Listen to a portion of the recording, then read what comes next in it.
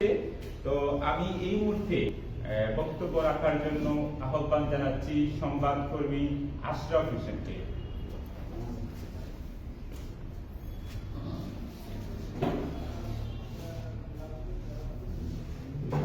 ধন্যবাদ। আজকের এই ঢাকা পোস্টের তৃতীয় বর্ষপূর্তিতে আমাকে কিছু যোগদানের জন্য আজকে উপস্থিত আছেন সিনিয়র সাংবাদিক রুহুল আমিন ভাই এবং মৌলভীবাজার প্রেস ক্লাবের সম্মানিত অ্যাডভোকেট রবি ইসলাম শেখুল ভাই এবং সিনিয়র সাংবাদিক মামুনুর রশিদ মহসিন ভাই সহ সম্মানিত সাংবাদিকবৃন্দ এবং ঢাকা পোস্টের শুভাকাঙ্ক্ষী সবাইকে আজকের এই প্রোগ্রাম থেকে আজকের এই অনুষ্ঠান থেকে স্বাগত জানাচ্ছি।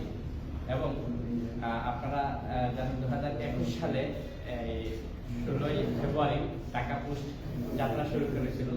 আর সেই যাত্রার পর থেকে ঢাকা পোস্ট যে চিন্তা নিয়ে যে কাজ করে যাচ্ছে, তাদের যে সাংবাদিকতায় যে অবদান রেখে যাচ্ছে এবং তারা কিন্তু অনলাইন জগতে অনেকটা পরিবর্তন এনেছে সাংবাদিক। তারা পজিটিভ নিউজটা বেশিরভাগই তুলে ধরে, পজিটিভ নিউজের মাধ্যমে যে পজিটিভ সাংবাদিকতাকে তারা তুলে ধরছে ঢাকা পোস্ট।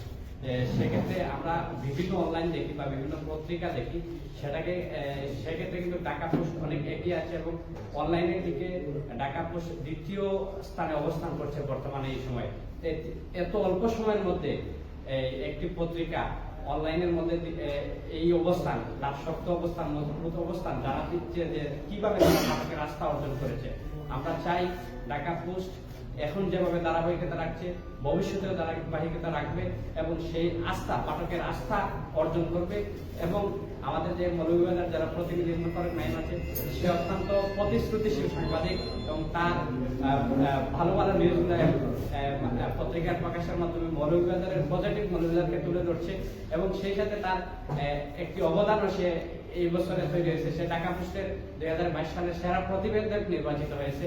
আমরা আজকের এই প্রতিষ্ঠা বার্ষিকী থেকে তাকে অভিনন্দন জানাচ্ছি, তার উত্তরোত্তর সাফল্য কামনা করছি এবং আজকে আমাকে এখানে অল্প কথা বলার সুযোগ দেওয়ার জন্য সবাইকে ধন্যবাদ, আয়োজকদেরকে ধন্যবাদ জানিয়ে আমি আমার কথা এখানে শেষ করছি।